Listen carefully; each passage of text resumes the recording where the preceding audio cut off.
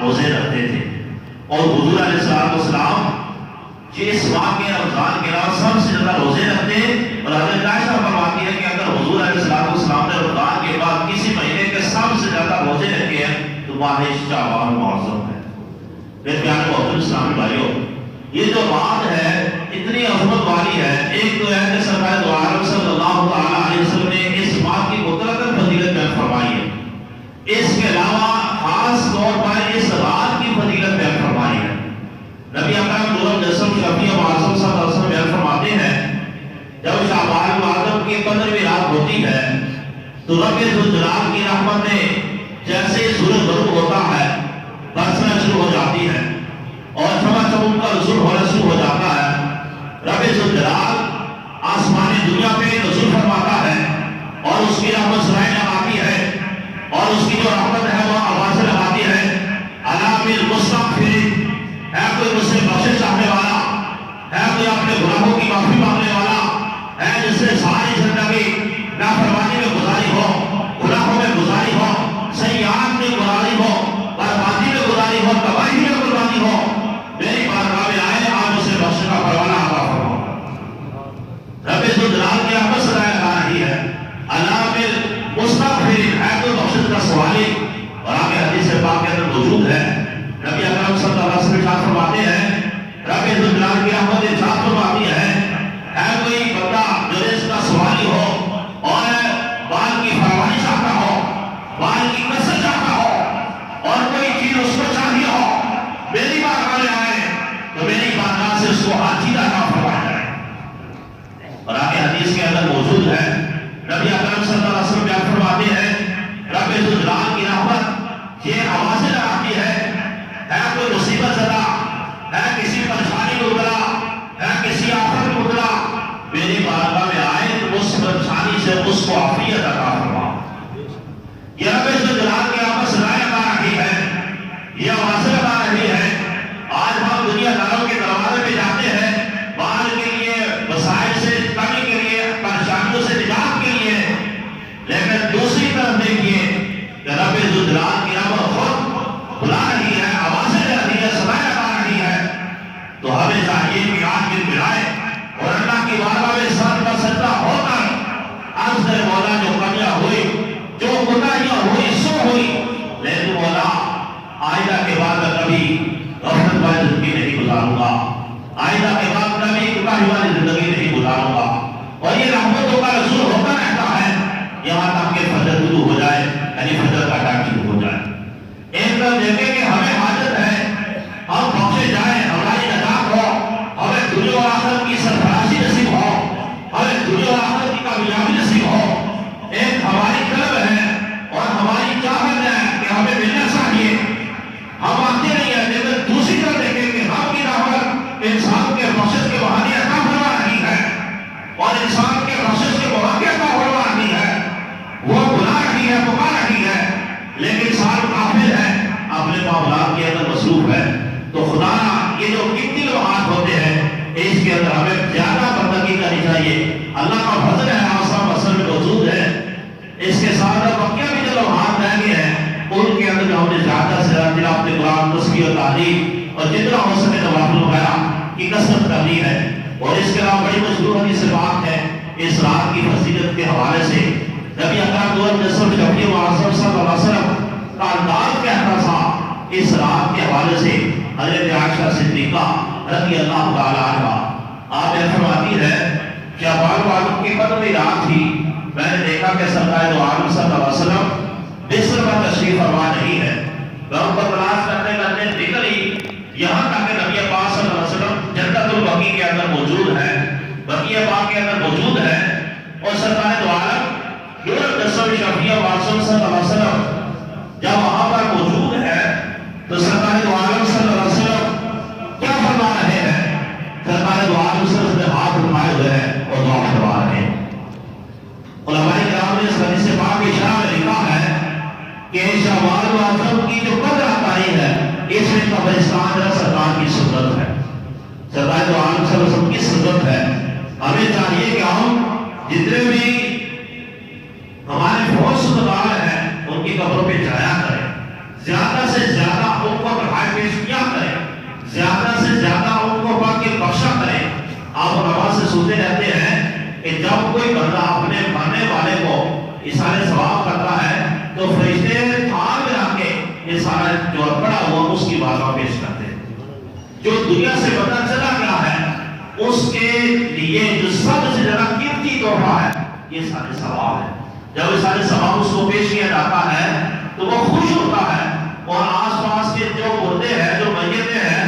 اگر ان کو کوئی بھی سارے ثواب کرنے والا نہیں ہوتا تو غم زدہ ہوتے ہیں. اور گویا کہ علماء کرام نے لکھا ہے احادیث کی تشریحات کے اندر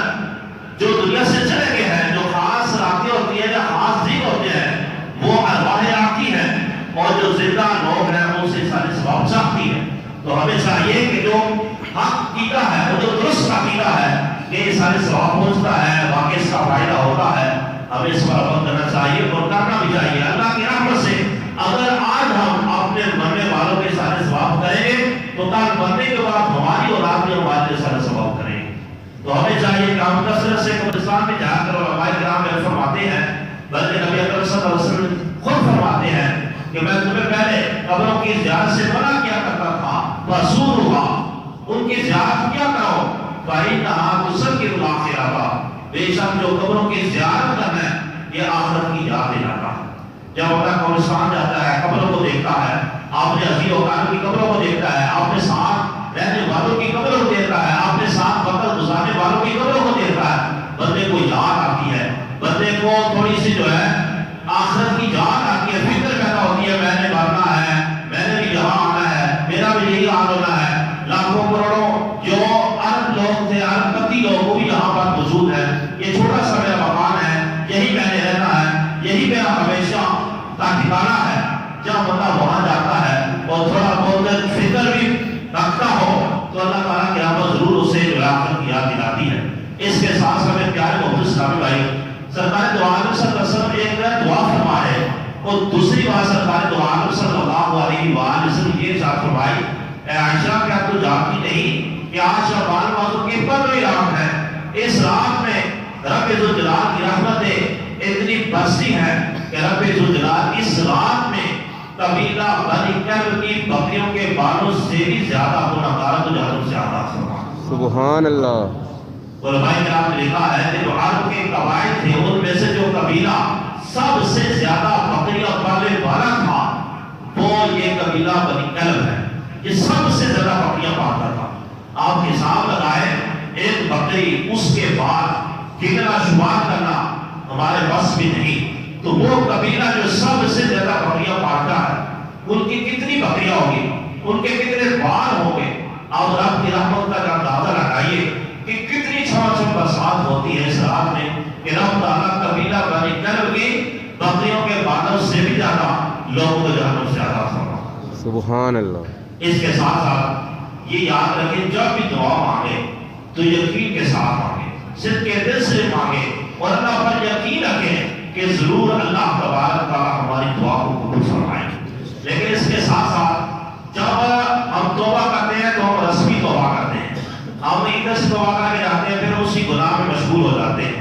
علماء کرام نے لکھا کہ سچی توبہ میں سے ایک شرط یہ بھی ہے کہ جو گناہ ہم نے پہلے کیا ہے جس سے توبہ کر رہے ہیں آئندہ نہ کرنے کا پکا ارادہ بھی کریں کہ ہم آئندہ کے بعد اس گناہ میں نہیں پڑیں تو پھر ضرور اللہ کی رحمت ہمیں اس گناہ سے بچائے.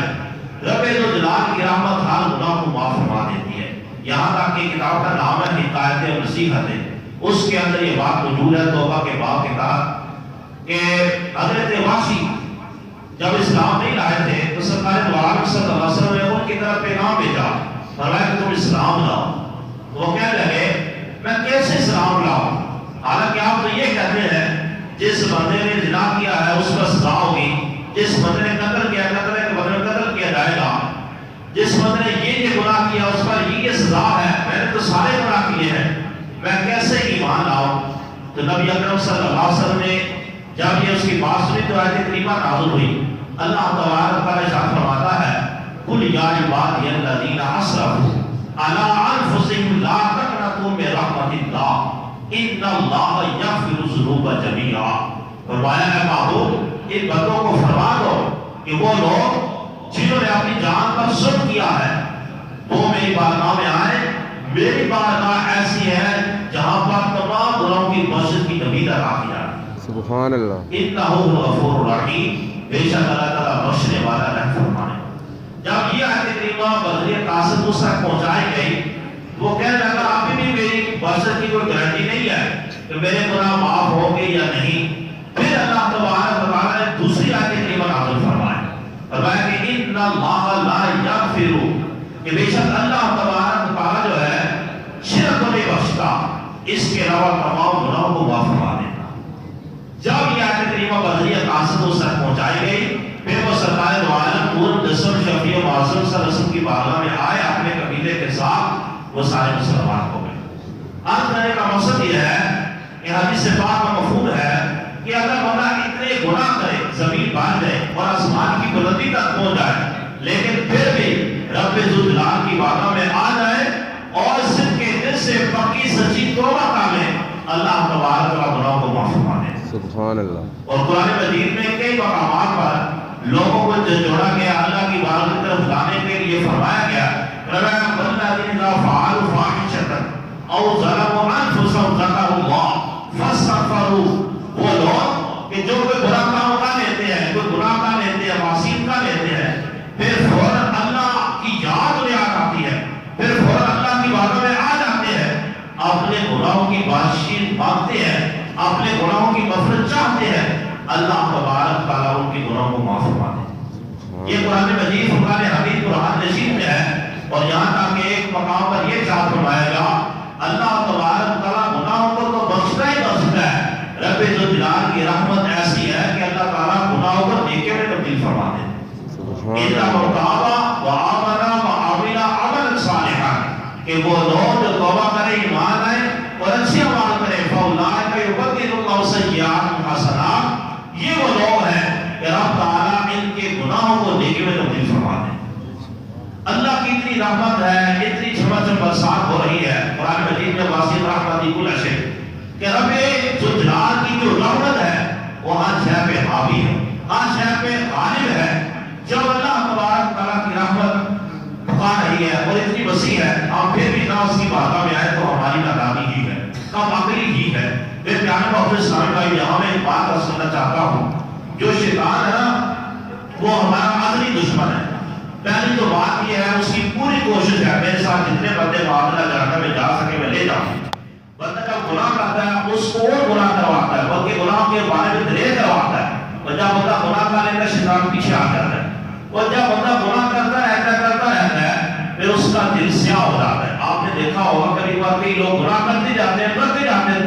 اور دوسرا بندہ اس گناہ کے بارے میں سنے ایک دم حیران ہو جاتا ہے، یار اتنا بڑا گناہ کوئی انسان تھا، کیا تھا وہ کرتا، وہ شرمایا نہیں، اس کا دل نہیں کچھ علاقے اتنا بڑا جرم آ گیا، انسان کا دل سیاہ ہو جاتا ہے، سخت ہو جاتا ہے جب بندہ گناہ کرتا رہتا ہے۔ اور حدیث پاک میں ہے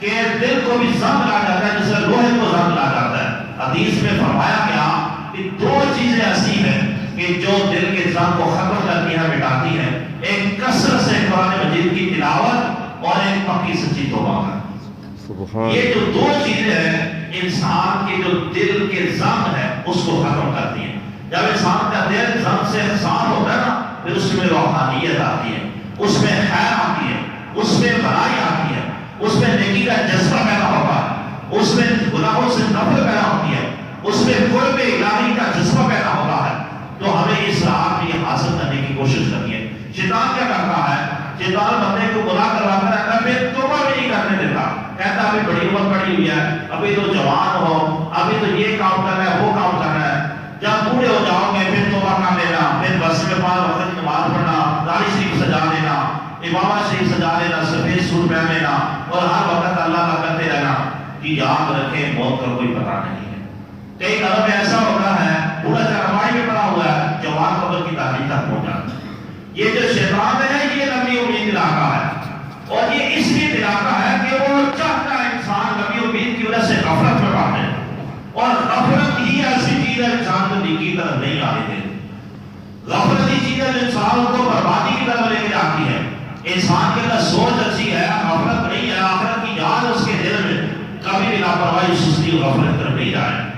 اگر اس کے دل میں اللہ کا ڈر ہے اور غفلت سے اس کا دل پاک ہے وہ ضرور اللہ تبارک تعالیٰ کی بارگاہ کی طرف آئے گا۔ تو میرے پیارے محترم اسلامی بھائیوں، ہمیں صرف کے دل سے توبہ کرنی ہے اور اپنے تمام گناہوں سے توبہ کرنی ہے اور دنیا اور آخرت کی بہتری کا اللہ کی بارگاہ میں سوال کرنا ہے اور ہر قدم اللہ کی یاد میں ساتھ میں گزارنا ہے۔ یہ یاد رکھیں اتنی برکت والی رات ہے، اتنی عظمت والی رات ہے، لیکن اس کے باوجود کچھ لوگ ایسے ہیں جن کے بارے میں فرمایا گیا تو ان کی اس رات میں بخشش نہیں ہوتی جب تک کہ قرآن سے توبہ نہ کریں، جب تک یہ کام چھوڑ نہ دیں۔ ان میں سے ایک وہ بندہ ہے جو والدین کی نافرمانی کرنے والا، کہ اتنی عظمت والی رات میں اس بندے کی بخشش نہیں ہوتی۔ اور یہ یاد رکھیں علماء فرماتے ہیں والدین کی نافرمانی کرنا یہ ایسا گناہ ہے کہ جس کی سزا دنیا ہی میں مل جاتی ہے۔ آپ نے کئی بندے دیکھے ہوں گے کہ جو معاملہ اپنے والدین کے ساتھ اچھا برتاؤ نہیں کرتے،